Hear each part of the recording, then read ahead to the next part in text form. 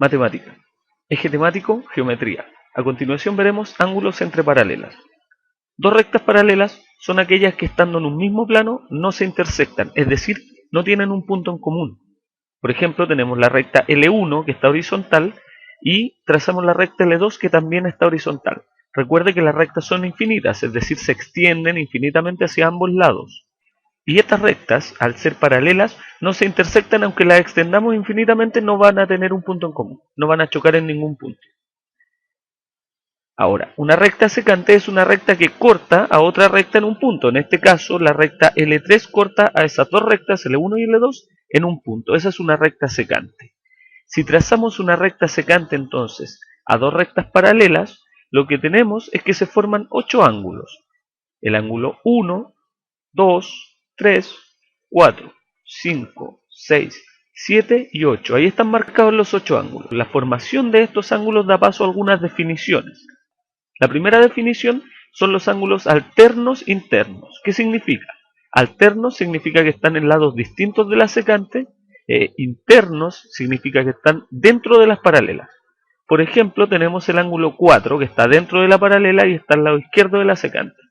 Por lo tanto, otro ángulo que esté dentro de la paralela y al lado derecho de la secante es el ángulo 6. Entonces el ángulo 4 y el ángulo 6 son ángulos alternos internos. ¿Cuál es la característica de los ángulos alternos internos? Es que miden lo mismo. Por lo tanto, el ángulo 4 mide lo mismo que el ángulo 6. Otro par de ángulos alternos internos son el ángulo 3 y el ángulo 5, que están a lados distintos de la secante y dentro de las paralelas.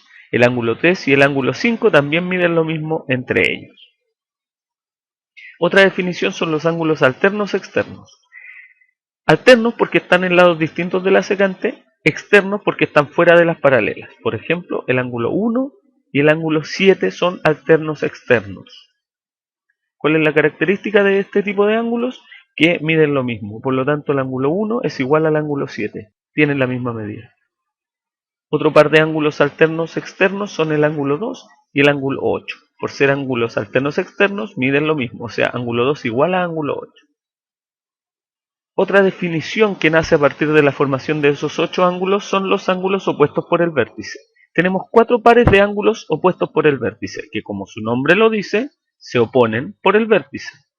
Es decir, tenemos el ángulo 1. ¿Qué ángulo se opone solo por el vértice a ese ángulo 1? El ángulo 3.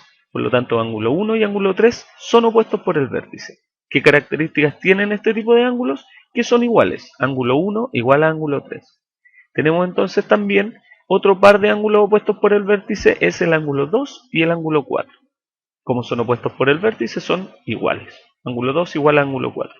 Lo mismo para el ángulo 5 y el ángulo 7. Son opuestos por el vértice, por lo tanto son iguales entre ellos.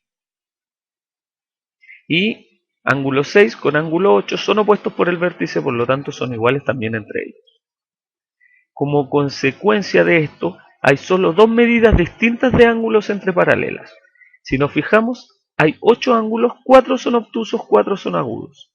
Todos los ángulos obtusos miden exactamente lo mismo, es decir, ángulo 1, 3, 5 y 7 son iguales. Lo mismo pasa con todos los ángulos agudos. Ángulo 2, 4, 6 y 8 tienen la misma medida. Por último, veremos que hay muchos pares de ángulos que están uno al lado del otro, separados solo por una recta. Estos ángulos son los ángulos adyacentes.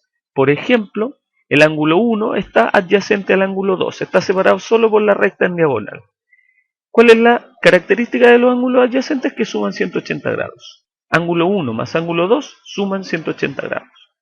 Otro ejemplo de ángulos adyacentes son el ángulo 2 con el ángulo 3. Están al lado separados solo por la recta L1. Son adyacentes, por lo tanto, ¿cuánto suman?